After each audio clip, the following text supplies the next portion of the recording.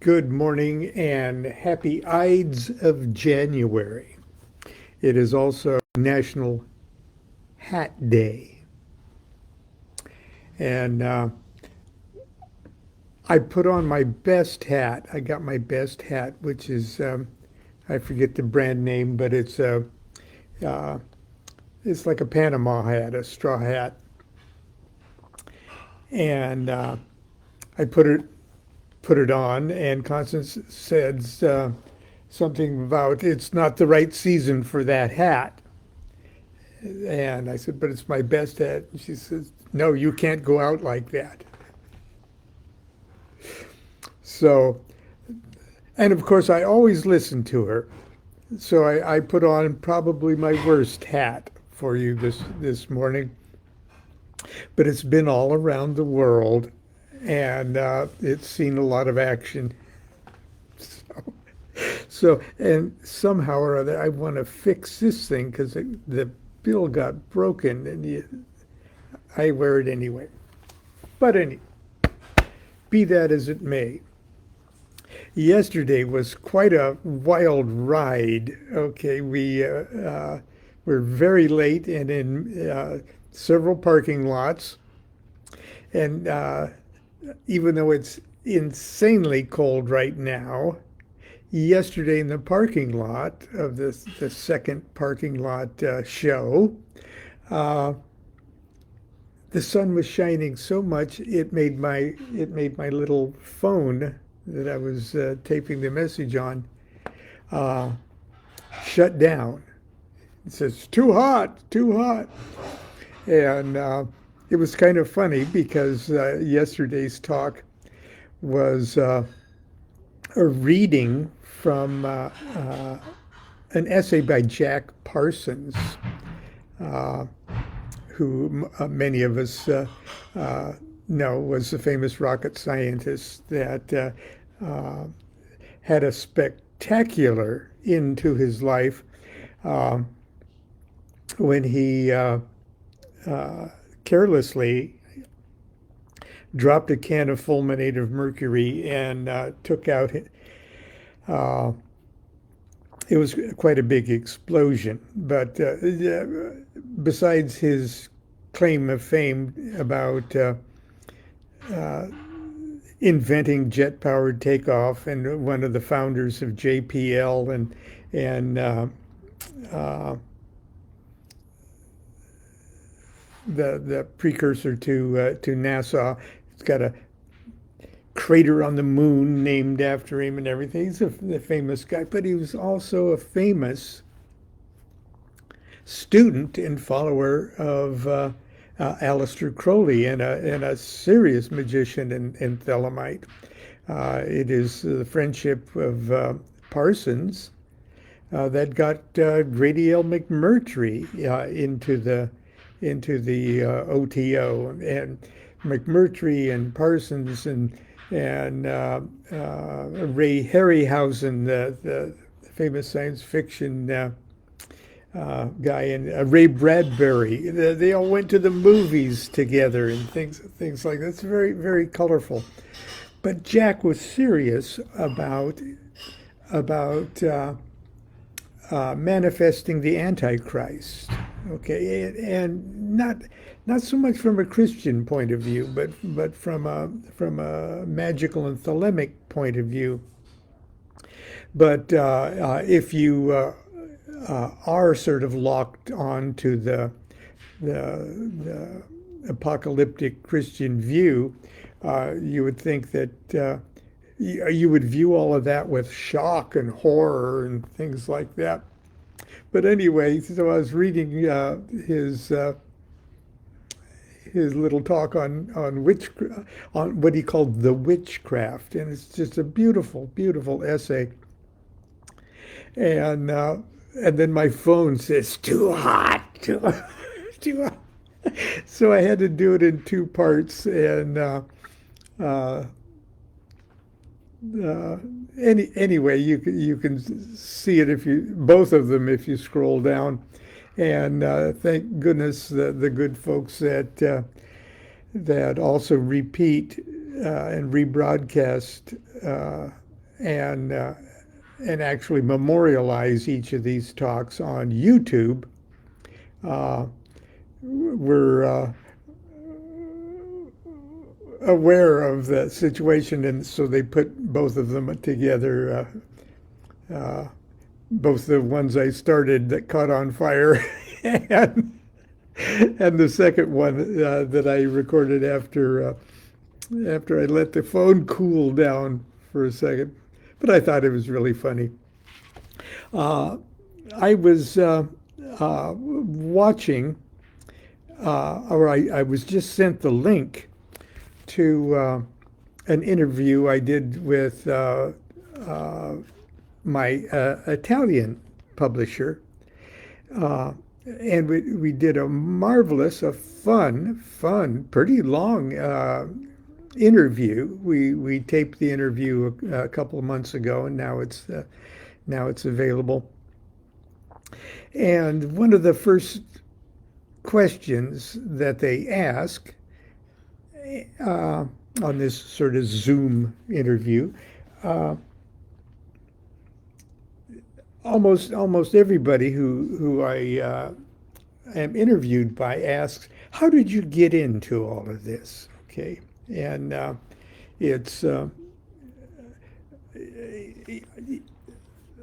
of course I more or less repeat the whole chronology of events, and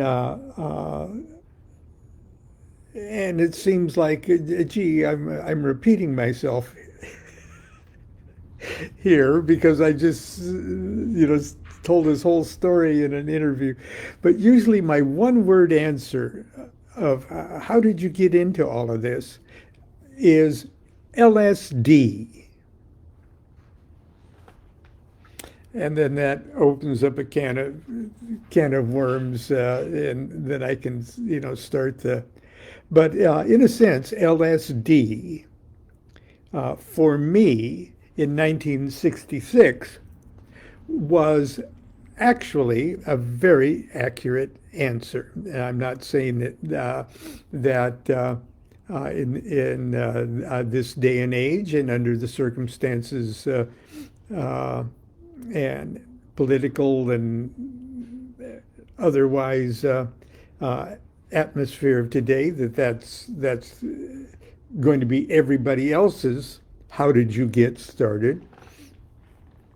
But it was pretty amazing. And from a like 17 or 18-year-old kid,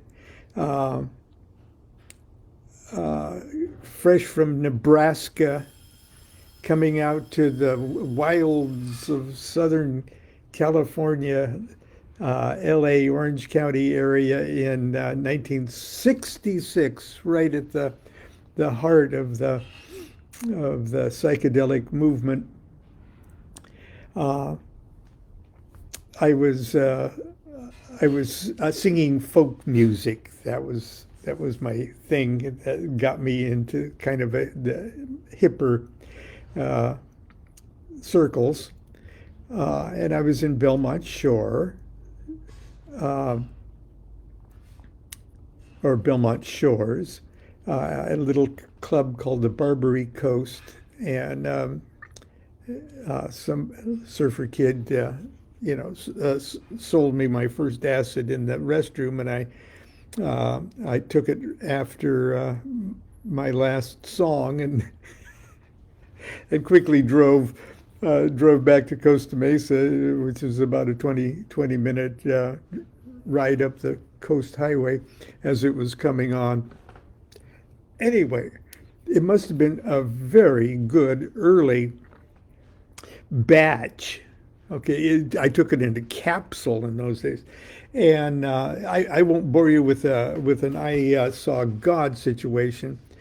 But I don't want you to think that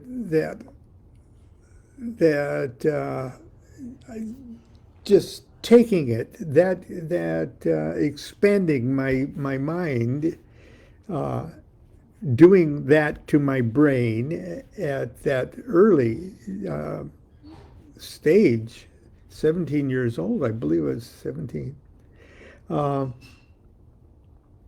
that I instantly became the cool person you see today before you right now.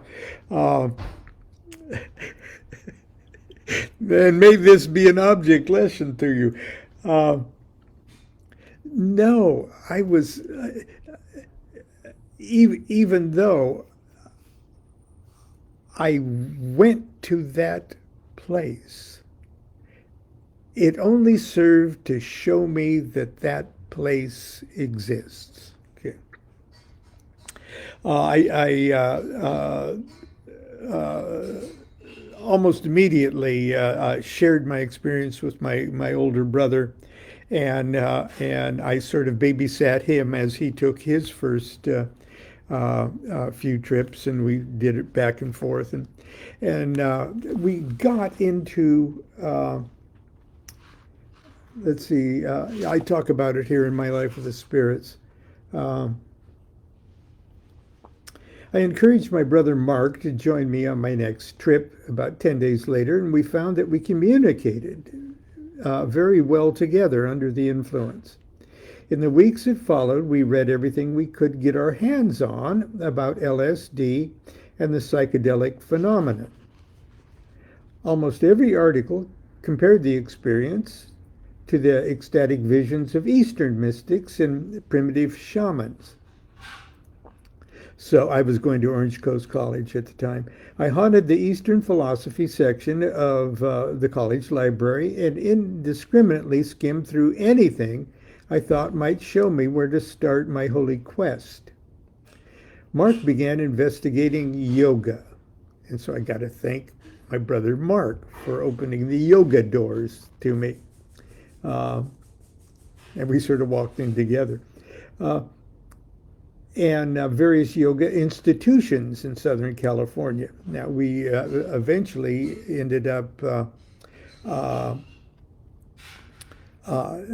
taking part in the activities of the Self-Realization Fellowship in the Yogananda group. And the book, Autobiography of a Yogi, is still my probably number one recommended text for anybody just coming in from the cold.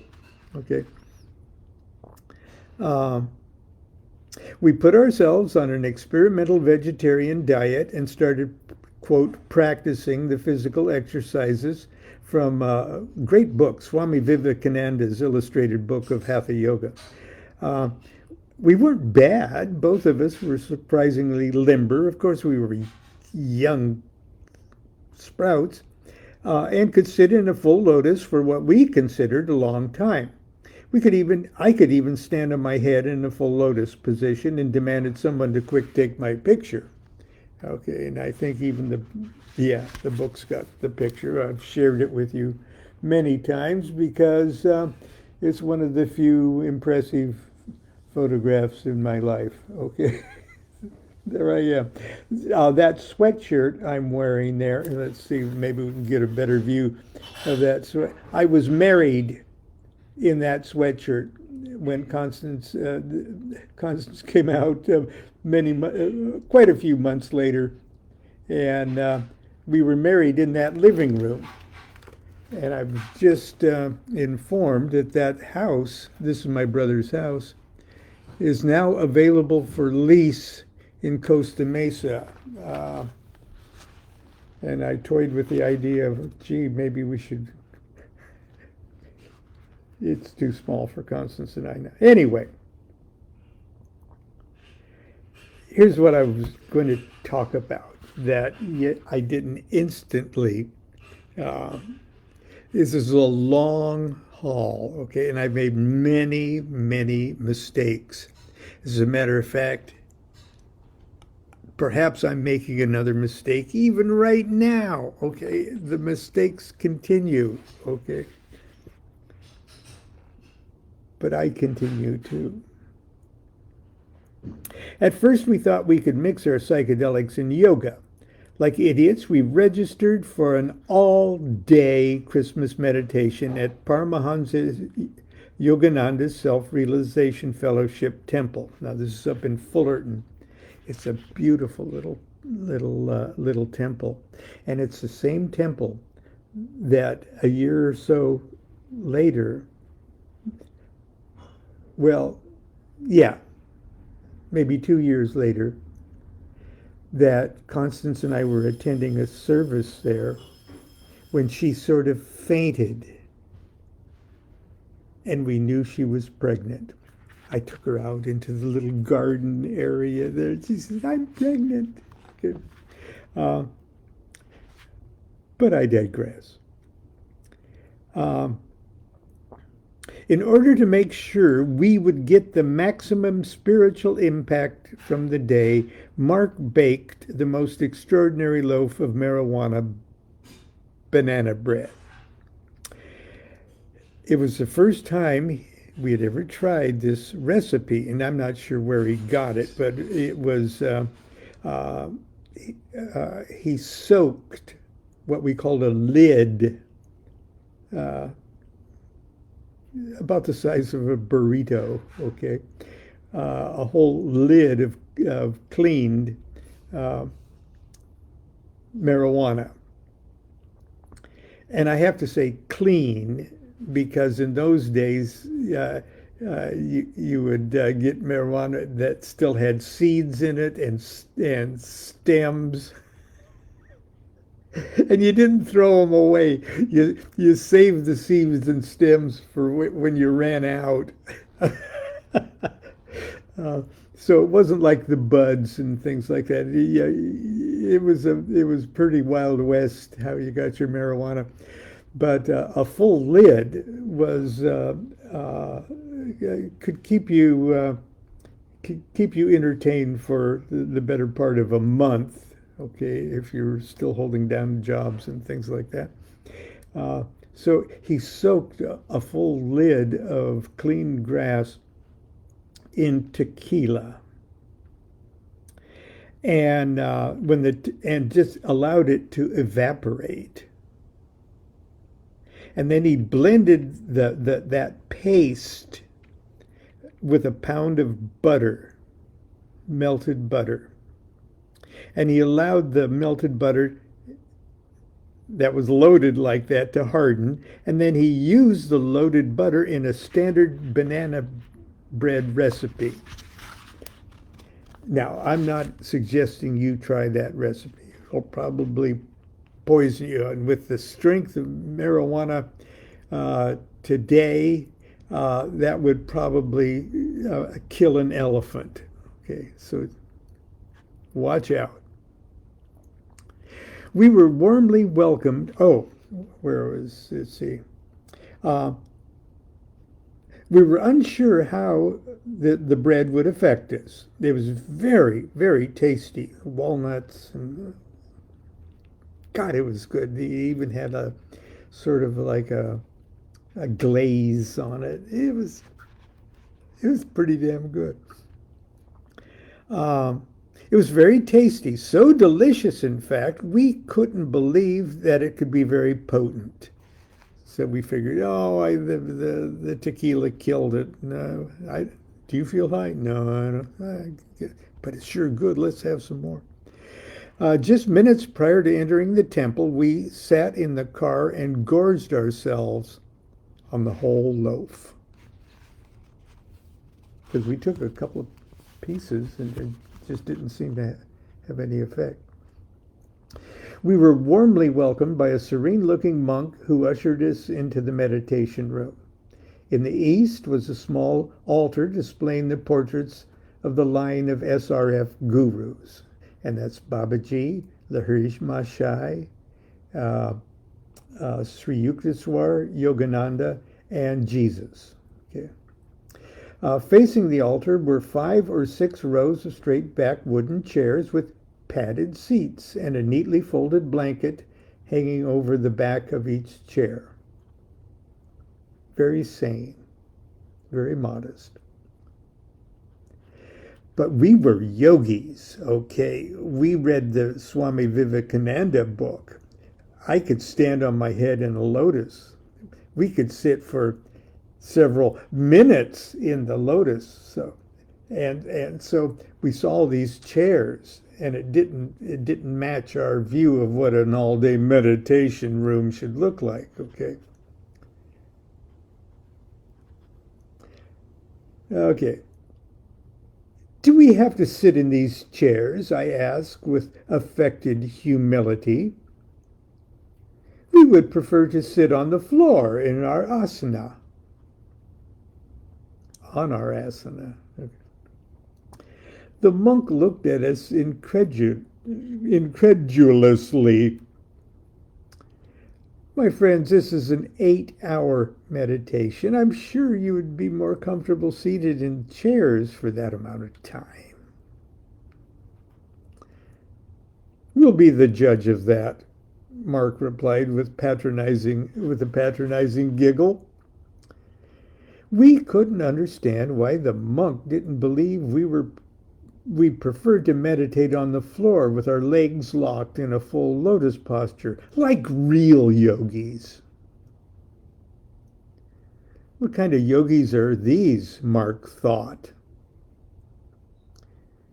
By now the banana bread was taking effect, and I could read his mind. And I'm not just trying to be funny. Mark and I were pretty in sync. Yeah, I answered mentally. He must think we're some kind of white guys. The monk showed us where we could sit on the floor and informed us there'd be a break in 2.5 hours in case we wanted to move to chairs at that time. We'll be fine, I assured him. Within a few minutes, the little chapel was filled with neatly dressed devotees. None of them elected to join two real yogis on the floor. The monk said a few words about Christmas being a very spiritual season and quoted a little from the writings of Yogananda.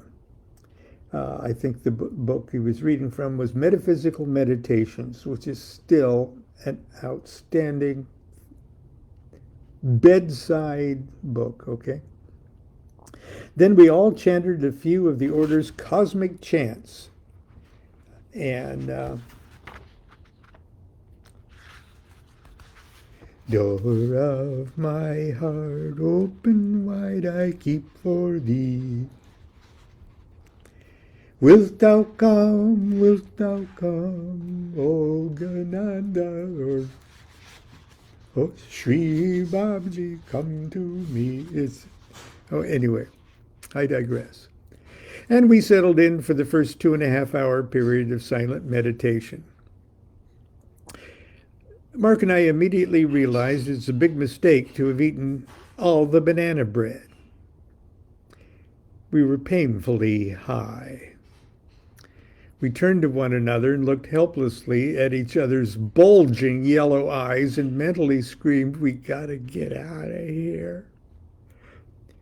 Nevertheless, we closed our eyes and tried to be troopers. Our legs soon fell asleep. And without the distraction of pain, so did I. I guess I was snoring pretty loudly when Mark jabbed me in the ribs with his elbow. The monk opened one eye and silently glowered at us. It was absolutely amazing. We could read his mind, too.